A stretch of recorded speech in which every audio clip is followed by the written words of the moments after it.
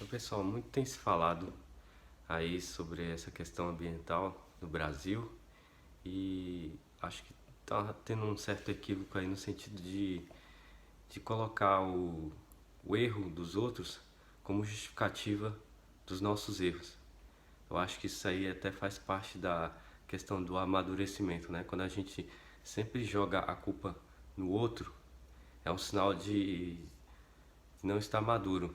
À medida que a gente amadurece, a gente se responsabiliza pelos próprios erros.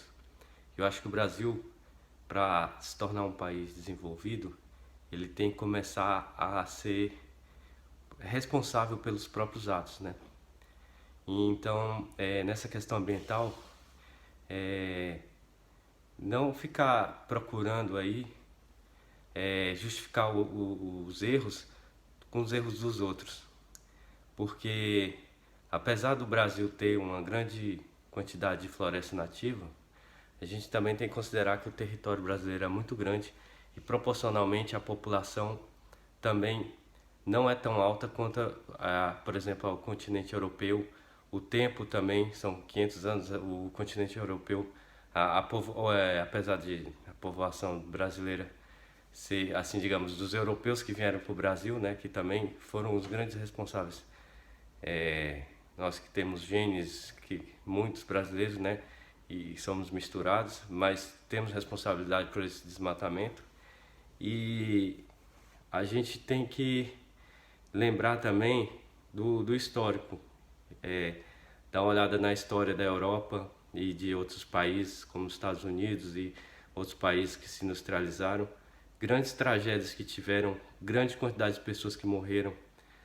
Se a gente vê, por exemplo, no caso de Paris, muitas pessoas morreram nos séculos passados por doença, falta de água, tudo por questões ambientais, né? A falta do conhecimento de como gerir melhor os recursos humanos, ou os recursos naturais. E então tudo isso tem que ser levado em conta. E a grande evolução assim da nossa civilização em tempos recentes é, é, o, é o conhecimento dessas questões e ter trabalhado melhor isso. Por exemplo, na Europa, apesar deles terem desmatado bastante, hoje em dia, nos últimos anos, vem aumentado cada vez mais o reflorestamento, então eles vêm aumentando. Mas isso tem um custo maior, é mais caro você reflorestar, dá mais trabalho, é mais difícil saber quais espécies utilizar e tudo, do que você preservar. Outra, esse modelo de monocultura extensiva, na verdade ele tem pouco valor agregado. Tá, às vezes se a sociedade não tem um conhecimento suficiente, né, acaba sendo a alternativa mais rápida, mas não é o ideal, não é o ideal. E e como é que a gente reverte isso? Com conhecimento, investimento em pesquisa. Por exemplo, a gente tem que mudar a nossa cultura brasileira. A gente tem que mudar mesmo, porque se a gente levar em conta, por exemplo, tem países europeus que investiam muito em naturalistas, dando volta ao redor do mundo, identificando as espécies e vendo para que usar aquilo ali e tudo. Foi, digamos, muito investimento e eles têm um retorno hoje em dia disso. E a gente tem o que? A maior biodiversidade do mundo. E será que a gente investe suficientemente em conhecer essa biodiversidade?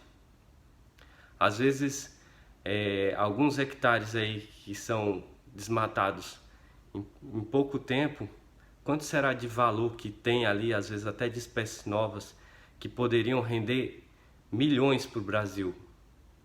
Então, será que o modelo de desenvolvimento econômico é esse? É a monocultura? O Brasil já tem desmatado bastante, já tem uma área agrícola enorme que é invejável por qualquer outro país. Isso tornou ele uma grande potência? Então a gente tem que pensar sobre isso. se é esse o modelo ideal, né? Se esse é o único modelo. Por exemplo, os Estados Unidos, eles têm as melhores universidades do mundo, mas será que as pessoas mais inteligentes do mundo nascem lá? Algumas nascem, talvez, ou, não digo inteligentes, mas esforçadas e que se destacam nas universidades. Mas pode ser que não. Mas a gente vê que pessoas do mundo inteiro, inclusive brasileiros, indianos, chineses, que se destacam vão estudar lá. Então, todo o conhecimento que é desenvolvido, os americanos, mesmo a população que não frequenta a universidade, se beneficia, porque são formas novas de se ganhar dinheiro, de se ver a vida, de se organizar, de se planejar as cidades. Então, é um investimento no conhecimento que está sendo ultimamente muito atacado no Brasil, a questão das universidades, que muda as coisas. O ser humano a humanidade só evoluiu bastante a partir do momento que ele começou a investir nisso, no conhecimento. Então, ir contra isso, eu acho que é atirar no próprio pé, né? A gente vê os casos dos países que são bem-sucedidos são justamente os que investem no conhecimento, no ensino, na pesquisa. Então, será que na Amazônia está sendo suficientemente investido em conhecer sua biodiversidade? Em conhecer as riquezas, as espécies e o potencial dessas espécies para ser aproveitados em fármacos? Será que está? Ou será que o foco maior é a monocultura? E será que essa mudança de visão e de investimento, não digo deixar de investir na monocultura, mas ter um olhar mais prioritário para a pesquisa e para conhecer primeiro o que a gente tem, porque depois que destruiu aquela espécie, não tem mais volta, não tem mais como aproveitar aquilo ali. Digamos que tem uma planta ali que tem um potencial de uma cura, depois não tem mais volta. Se extinguir aquilo, já era. Mas o melhor não é planejar, é conhecer, planejar, criar estratégias e depois ter um retorno maior. Porque na economia é isso, é investimento de curto prazo, ele às vezes tem um rendimento rápido, mas não tem um lucro depois. Mas um investimento de longo prazo, ele é mais estável. Então pode ser que a gente esteja vivendo isso no Brasil. Sempre investimentos rápidos, e isso para a questão ambiental é muito ruim. É investimento de retorno rápido, assim, você tem que ter o mais rápido possível, mas não sabe as consequências do futuro. Então, viver assim é muito instável, né? É um modo de viver instável. Você ganha agora, mas você não sabe o que vai acontecer amanhã. Então, é isso que a gente precisa para a nossa sociedade? Viver essa instabilidade? Será que investir em conhecimento, planejamento, não é melhor para o ano que vem, para o mês que vem, para as futuras gerações? Pensar a longo prazo?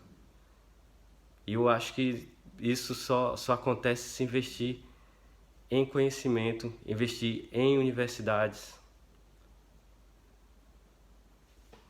Por exemplo, esse celular que eu estou usando, o remédio que eu tomo, isso é graças ao estudo científico.